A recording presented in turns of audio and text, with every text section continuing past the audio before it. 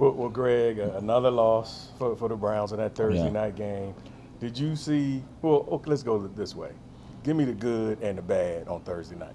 Well, I thought that the good was having to play on Sunday and then turn right around and play on Thursday, that maybe it wasn't enough time for Cincinnati to really prepare for the Browns, added to the fact that Manziel was going to start, and so there wasn't film on him, and people need film on you to prepare for you. And I thought the Browns would have a great opportunity to be in that game, especially it being a rivalry too. And we actually had a chance to be ahead at half if we don't jump offside. So he said, don't be offside. And as soon as he said it, he threw the ball to the receiver. We thought they got out, a great defensive stand. They were going to get off the field with no points scored against them. And then you see the yellow flag, and then you see a guy offside.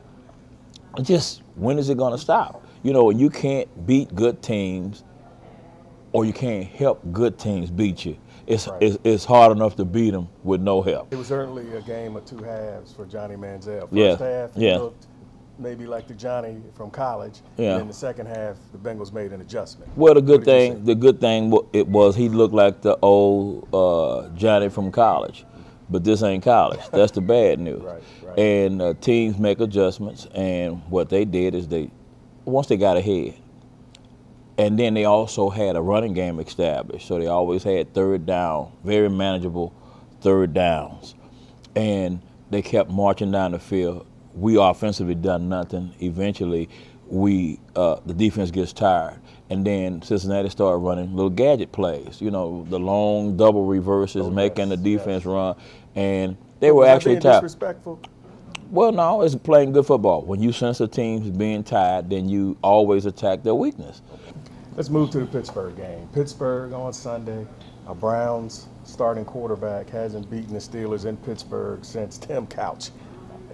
Who knew it was that long ago? Right. Do you see a change this coming Sunday, even though the Steelers have all these injuries? You know, when you look at the schedule prior to the season even starting, you say the Browns had no chance. I mean, the teams were just too tough. The schedule was just too tough.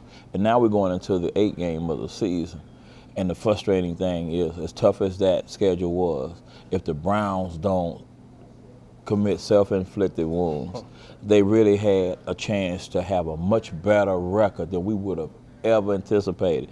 So I'm going to say the one consistent thing about the Browns is maybe how short it may have been, they've always had a chance to win. And they will have a chance to win in Pittsburgh. Hey, last question. Bernie's in the news for something good. Bernie's in the news for something good. Talks about he can help this organization. And he bring him in front office. In 20 seconds, how can he help, and why would it be a good move? Well, you know, I think a lot of times people get on the negative about Bernie. He slurs, he drinks, he does whatever. But listen to what he says. I know football, and I'm telling you that the guy knows where the ball is going, breaking the huddle. And so what he's saying to you, that the great quarterbacks already have an idea about where they're going with the football when they walk to the line of scrimmage. And great quarterbacks got to be able to audible. They got to always be able to stay a step ahead of the defense, because that's how it is today. Defense play a whole lot of games, whole lot of scheme, disguise a whole lot of things, and that quarterback got to be able to do his job. And in order to do his job, he got to get the blocking, he got to get the run support, he got to get the defense, put him in positions to score. And until that happens, no matter who we bring in here, he better have an S on his chest, because they're going to take Superman.